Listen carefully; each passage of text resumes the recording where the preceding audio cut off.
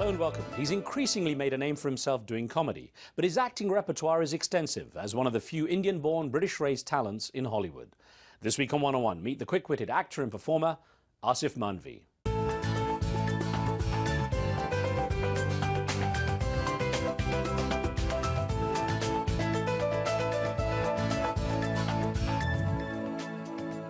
It might have been harder for this young man to get a start in the world of acting had it not been for his parents' entrepreneurial spirit. Aasif Mandvi was just a baby when his parents left India to seek a better life in Bradford. But even that northern English setting was swapped for the sunnier climate of Florida when Mandvi turned 16. The aspiring young performer's family fully supported his desire to study theatre, and it paid off, as they were soon able to see their son break through the challenging barriers of Hollywood to become an actor and a comedian who's very much in demand. Aasif, thank you very much for your time. Thank you. Now, you're not a lawyer, you're not a doctor, you're not an engineer. I mean, are you sure you're Indian? I am all of those things. I've mastered every one of those professions. And we've got to check, can you do the head nod as well, you know? Yeah, I can do the head nod. I don't do it in mixed company. Right. No, I can do it. Come on, yaar, like, chalo. This is your audition for Bollywood. I know. Now, you're one of the few South Asian actors who's broken through into Hollywood. When you look at the kind of effort it's taken to get to where you are, was it the kind of path you expected? Was it the kind of path I expected? That's an interesting question. I don't know. I don't know what I expected. I think I was too naive and not good at anything else in order to really have any expectations. I just did it because I could. I don't think it wasn't easy, but I don't think I set myself up thinking that it was going to be. We've done serious roles as well as comedy, and I know, of course, you've had a huge success with Jon Stewart's Daily Show, in which you are the Middle East correspondent and sort of comedic as well. And I wonder, the success of that, has that pushed you more towards comedy? Probably, just because the business is like that, The business is that, now that people know me from the Daily Show, and it is the most visible thing I've probably ever done, then people think, oh, you're a comedian and you must do more comedy. And the reality is, I haven't. All my career I've done both. I mean, I got to do The Last Airbender that M. Night Shyamalan directed, which some people might have thought was a comedy, but it wasn't. And, I got to play a pretty uncomedic role in that. That was tough, yeah, Commander Zhao. So, I've gotten to go back and forth, which is, I think, important for me as an artist and as a performer, because it's, I get bored if I do comedy for too long. And it's your family name originally was Mandviwala. Mm-hmm. When did the Wala get dropped? The Wala got dropped because no one, I was working in Hollywood and New York and stuff, and it was just too many letters for white people to remember. So people would, I really felt like white people would go cross-eyed when they saw my name, so I just decided that I would shorten it. And you were born in Bombay, but you were only there a year as a child, as a baby, when your parents decided to move to Bradford in England. Yes. And I wonder, you spent up to your teenage years, 16 or so, in Bradford. How well you relate to British culture as a result? There is a snotty little British English boy inside of me. I'm like a turducken. I have an Indian stuffed inside an English person, wrapped in an American, So I'm sort of these three things, and I think that's... Like the turkey, duck and chicken. Yeah, if you don't know what a turducken is, that's what it is. It's a turkey stuffed with a duck, stuffed with a chicken, something like that. Chicken, duck, turkey, something. Of course, your family also is Bora Muslim, which is the sort of more non-conservative and more secular kind of sect in Islam as well, to some degree. Also quite a small community now. Yeah. And I wonder how important it was in your family to keep that element of your background alive. Well, I was raised Dowdy Bora, and it was definitely something that my parents, are embrace today, and part of the Dowdy Bora community in Tampa, Florida, where they live. I didn't really know. I think when I was a child, I actually didn't know that there were other kinds of Muslims. Mm-hmm. And then when I discovered that, I was like, you mean you can go to the mosque in your regular clothes? What? That's crazy. I thought it was an abomination. And, you know, you can wear a handkerchief on your head instead of a topi? What? You know, like, so I think I discovered that as an adult and was quite shocked. But I can't say that I'm a close follower or anything like that, but it is part of my, my cultural heritage. And how was the relationship with your family, with your parents in particular, in terms of, you know, was it like first generation, second generation immigrant conflict, or were you on the same wavelength?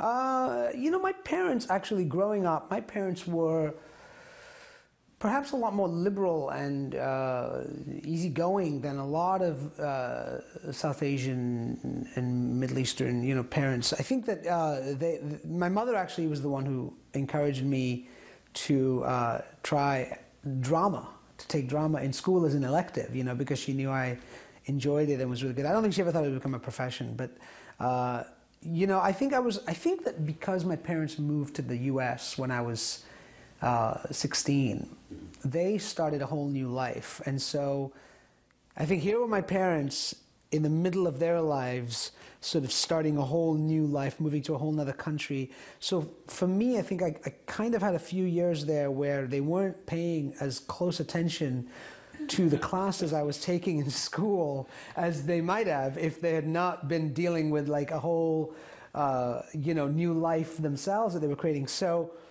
I think I got away with taking a lot more drama and those kind of classes than they probably would have been happy with. But what happened because of that, I ended up getting a sort of a freshman incentive scholarship to the University of South Florida in theater, and so I kind of did that, and then it just went on and on. A quick thought, while you were still in Bradford, I gather your father had a newspaper shop, yes. A newsagent as we call it in Britain. Yes. And I mean, certainly I know from my friends growing up, those whose parents also had local shops, and they were coerced into slave labor. Were you one of those who was like straight after school into the shop? Oh, right. You know what? I don't think I did that as much as I probably should have.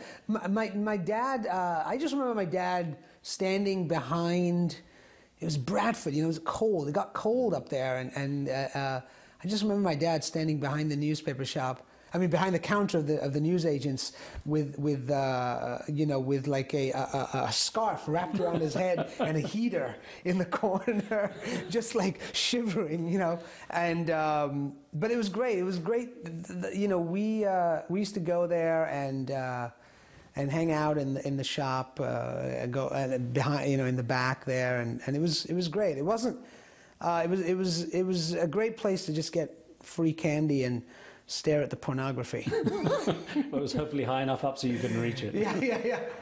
Now, in terms of going to Tampa then when you were 16, I gather it was something of a culture shock going from Britain to America for you. Yeah, it was. I mean, in so many ways, you know, the north of England is nothing like Florida. And there's a reason for that. And I think it's certainly a lot warmer. Yeah, in so many ways. But yeah, I mean, I came to this American high school, and you know, it was just completely, the language was different, the people were different, there were girls, you know, and it was a very, very different world. Was the immigrant experience different? I mean, very much in terms of how you were treated as an immigrant in Britain compared with in oh, America? yeah. I think even now, I think if you're a South Asian, or if you're from somewhere else and you live in England, it doesn't matter how long you've been there, you're never going to be British. The British have a very, very strong identity that is connected to their Britishness, and empire and all, even going, I think, still today. And you just won't be British. You'll always be a foreigner. And America's very different. America has the other problem, I think, which is that they don't care where you're from.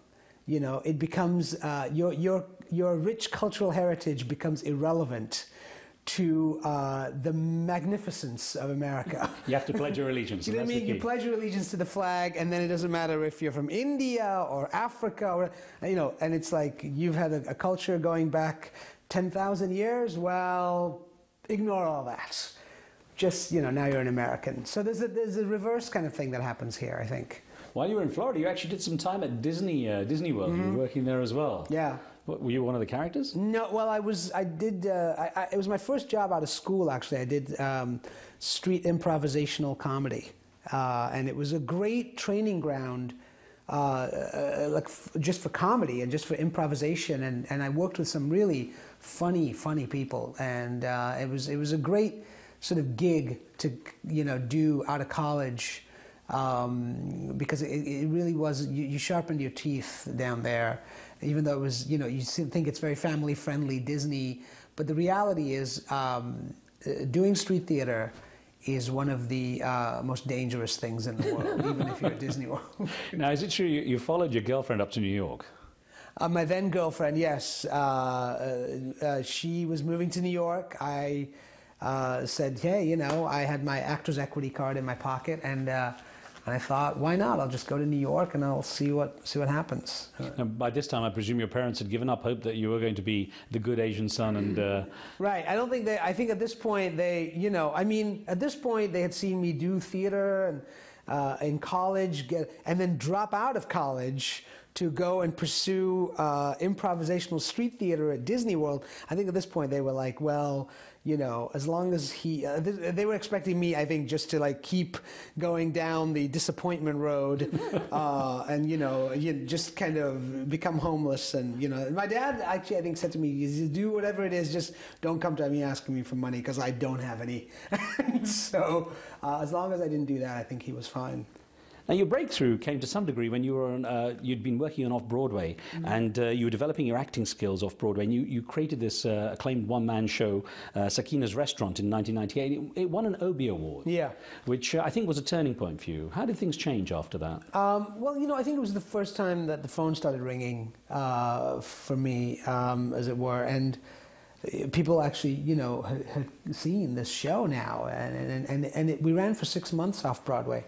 And then we did it around the country, and did it in London, at the Bush Theatre in London, in Los Angeles, Toronto. So it was definitely a calling card, a way people suddenly associated me with this show that was done, and so it was great. And then of course, A Smile Merchant saw Sakina's Restaurant, and based on that, cast me in a movie called The Mystic Masseur. So. I got my first starring role in a film directly because of Sakina's Restaurant and The Smile Merchant coming to the opening night of the play and then giving me this role. So it was there were a lot of things that happened, and Sakina's also was for me a sort of an exploitation of that immigrant experience, a kind of sense of telling that story. And discovering that voice for the first time, to write about it and then perform it and all that stuff and bring it to an American audience. Now, you've joked in interviews in the past that a lot of those early auditions, ironically, were for the role of doctor, which your mother had wanted you to be in the first place. Yeah. So, I mean, listen, you're always playing... going up for doctors and cab drivers, and it started to get better. It started off as cab drivers, instead of deli owners, then it went to cab driver, and then it went to hot dog vendor, and then finally we got to doctor, and I was like, oh, I've really come up in the world now. And it was like, what was the most challenging role you undertook? The most challenging role, there've been different ones. The most challenging role I think that I ever actually have done in my career may have been on stage, not actually in movies or on television. I did a play where I played a character named, it was a play called Einstein's Gift, where I played the German chemist, the Nobel Award-winning chemist named Friedrich Haber, who actually discovered, he not discovered nitrogen fixation, but he somehow harnessed nitrogen to create pesticide in the early 1900s. Anyway, it was this play about his relationship with Albert Einstein. And that, I think, was the most challenging role that I've ever done. And you have the live audience there as well. And you had a live audience there, yeah. It was a huge role. I had a sword fight. I had to dance. I had to get married and divorced twice. I had to age like 50 years. It was a huge, epic role on stage. Now, you spend a lot of time, working in theatre, which is obviously very challenging. You went onto the small screen as well, and you took on a lot of issues, such as, the Guantanamo detainees and the role of immigrants. And again, that perspective you have, I guess, helped a lot. Now, I wonder, when it came to working in theatre and the other experiences you had related to that, how it helped prepare you for the rigours of Hollywood. Was there any kind of easy preparation? I don't know if there's any easy preparation for the rigors of Hollywood. It is just a rigorous experience. But I think coming from the stage definitely helped me, I think. Theater, my background is theater, and I was trained on the stage. And I just think that when you come from that place, it gives you a level of stamina. And, on stage you have to do something which you don't ever have to do on film and TV, which is that you have to recreate a performance every single night and find the newness and the integrity and authenticity of that performance and character every single night, which is a discipline that isn't replicated anywhere else, So that in itself, I think, is a tremendous learning experience and a discipline that you can carry into other things, but it just gives you a stamina, yeah. With the experience you have and the success you've had, obviously on the big screen, is it hard for you to make the choice to go back into do any theatre, or is it still something you can consider? Oh, I'd love to do theatre, yeah. It's my first love, It's always, the stage is always, it's where I sort of grew up. If ever, the problem becomes like, I can't afford to go do theater anymore. But the reality is, if there's the role and if it's the right opportunity and the timing is right, I would love to go back and be in front of an audience again. There's nothing like it in the world. There's nothing, because it's immediate and it's exhilarating in a way that nothing else. The Daily Show, we tape in front of a live studio audience, and that's kind of great, but theater is something that is just so specific in its experience that nothing else replicates it. Now, 2006, you took on that Middle East correspondent role for The Daily Show with Jon Stewart. How much did that change, again, the kind of work that came your way and your sort of level of fame?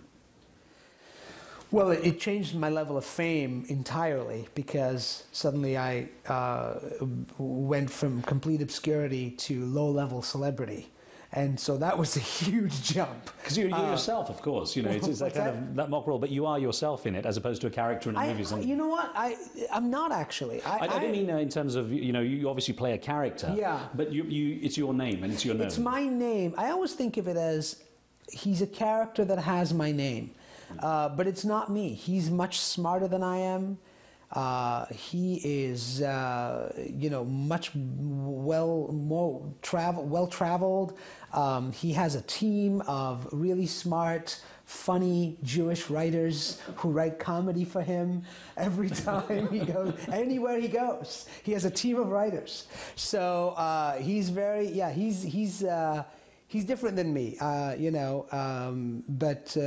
he does have my name, and that gets confusing for people sometimes.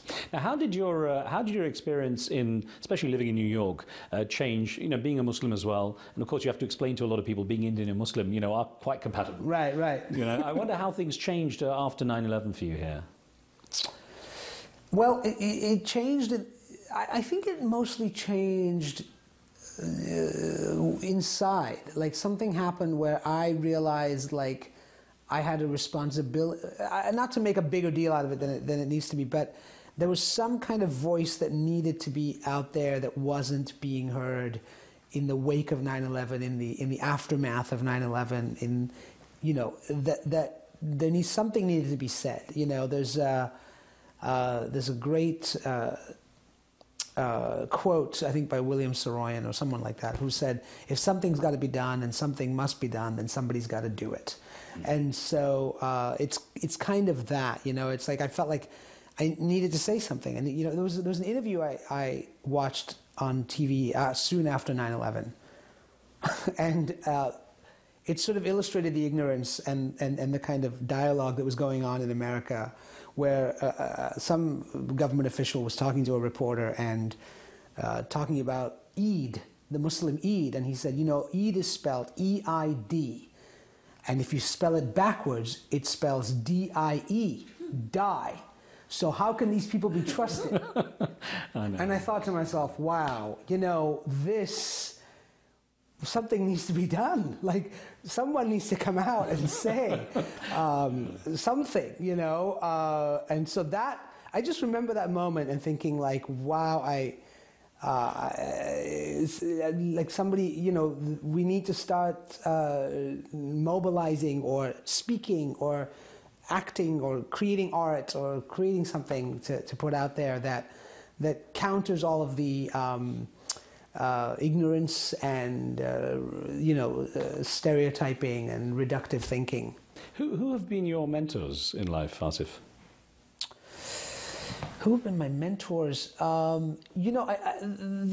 The strange thing about growing up as a brown kid in a white world, essentially, was that I didn't really see people that looked like me. I didn't see people that sort of, when I was a kid, there were obviously great actors, great British actors, great Hollywood actors that I would sort of, look at and say, wow, I'd love to be like that. But then as I got older, I didn't really see anyone who reflected what it was that who I wanted to be. So I sort of had to make it up, this idea of, I have personal mentors in my life, but outside in the world, I felt like I had to create an example of a role model in myself somehow. So, I probably didn't have those kind of mentors.